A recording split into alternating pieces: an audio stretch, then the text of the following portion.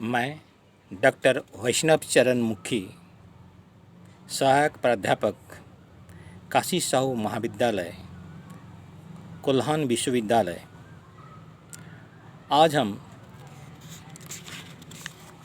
कफन के ऊपर चर्चा करेंगे। कफन एक कहानी है जो प्रेमचंद के द्वारा लिखा गया है।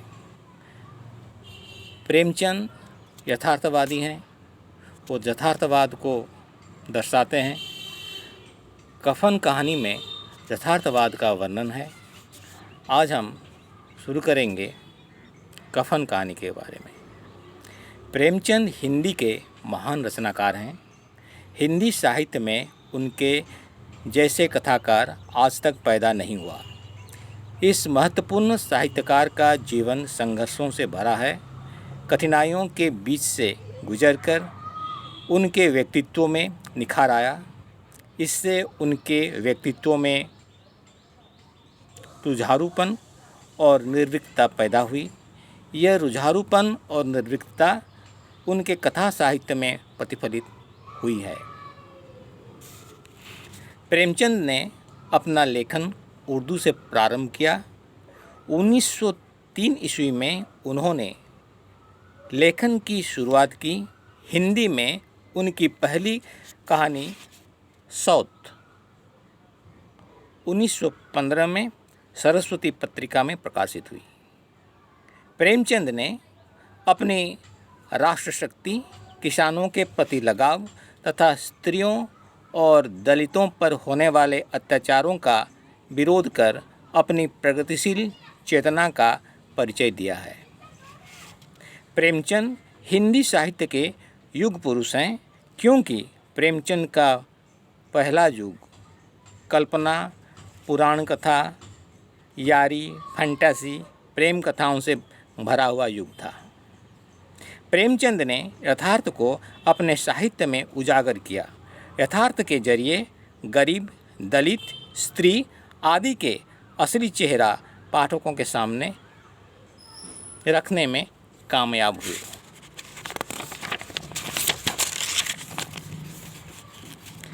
अशिक्षा, अंधविश्वास, धार्मिक पाखंडता, ब्राह्मणवाद उस समय समाज के बहुत बड़ी समस्या थी। इसका प्रभाव को कफन कहानी के माध्यम से प्रेमचंद पाठकों के सामने रखते हैं। प्रेमचंद कहानी में हम 3 तत्व देखते हैं, 3 गुण देखते, 3 पॉइंट्स देखते हैं। इन विचार बिंदु पर हम विचार करेंगे। एक है कफन कहानी की मूल चीज़ है कफन। कफन जो कि एक लाश के लिए ज़रूरी है। अंतिम संस्कार के लिए कफन की ज़रूरत पड़ती है। कफन 2 गज का एक कपड़ा होता है। उसके बगैर लाश को ना दफनाया जाता है, ना जलाया जा सकता है। जब आदमी जिंदा रहता है तो तन ढकने के लिए उसे 1 गज का कपड़ा नहीं मिल पाता है। दूसरी चीज़ ये है धार्मिक पाखंडता। जब आदमी की मौत हो जाती है तब उसे कफन की ज़रूरत पड़ती है। नया कफन के बिना अंतिम संस्कार नहीं हो पाता है। जब जिंदा आदमी को शर्म छुपाने के लिए 1 गज कपड़ा मुमकिन नहीं हो पाता, तब मरी हुए लाश को क्या शर्म, क्या हया। मगर समाज का नियम है, एक नया कफन चाहिए ही चाहिए। जो तीसरा बिंदु है वो है कहानी के अंत में प्रेमचंद कथा वस्तु को दार्शनिक धरातल पर लाकर खड़ा कर देते हैं। वर्तमान को और आत्मसुख को सबसे अहम मानते हैं, जो सारे धर्म ग्रंथों का सार है। इसीलिए बाप बेटा भीख मांगकर जितना पैसा लाश दफनाने के लिए रखे थे उसमें शराब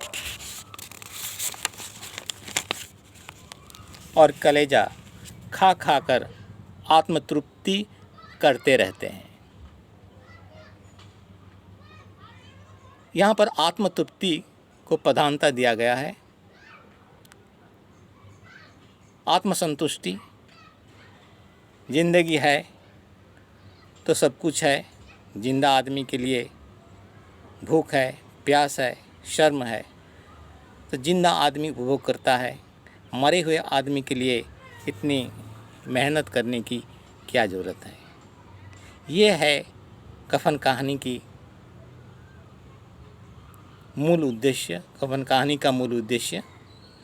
आप कफन कहानी ज़रूर पढ़िए और इसके संबंधित सारे सवालों का जवाब हम आपको इसी माध्यम से देते रहेंगे। धन्यवाद।